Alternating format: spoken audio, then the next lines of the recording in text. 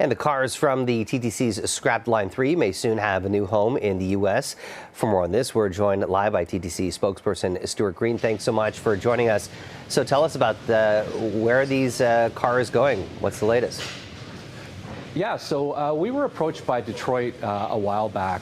They asked us about purchasing the decommissioned SRT trains. And so we entered into negotiations with them. And so now their board has signed off on a deal to purchase these trains and some of the infrastructure as well, some of the signaling pieces. So we're still finalizing the actual nuts and bolts of it all, so to speak. But they'll pay us a fee as well as the shipping costs. Are you able to share some of the details of the deal in terms of how much we would be getting for these out-of-commission trains?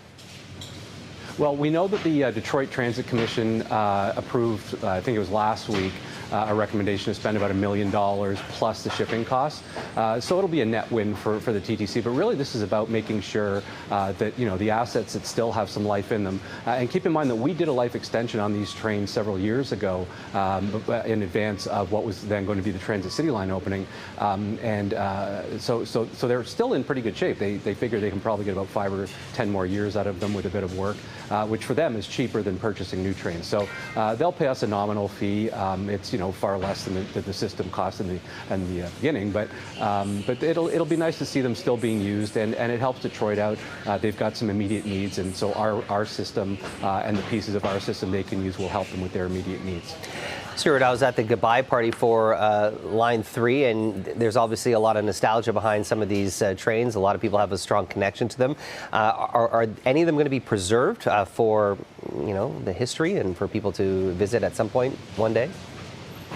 Yep, they sure are. In fact, we're not selling all of our trains or all of our cars to Detroit. Some will go to the Halton Radio Museum, which is out in Halton Region. They, of course, have some of our street cars, and then we'll preserve some for potential City of Toronto uses. But so we are preserving some. So we absolutely understand the nostalgic value, and we know that transit enthusiasts really like the history. So we will be keeping some of this machinery for ourselves.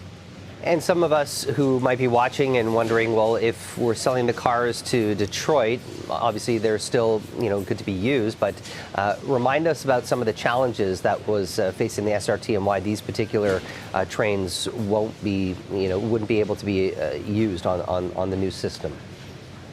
Yeah, so of course there are a few differences, right? I mean, the Detroit system is much smaller. It runs in sort of a circle around the downtown area. The only other city that really we deal with with regard to this technology is Vancouver. They have upgraded their trains to a newer generation many years ago. So really, for us to keep them would require a huge investment in terms of the track and infrastructure side of things. And really, what Detroit is buying is some of the signaling pieces as well as the trains themselves, which, as I say, we did life extension on. For us to keep running the system would require an awful lot of investment in the infrastructure and the rail network, which of course we know from the derailment back in July. Stuart Green, we always appreciate your time. Thanks for the update.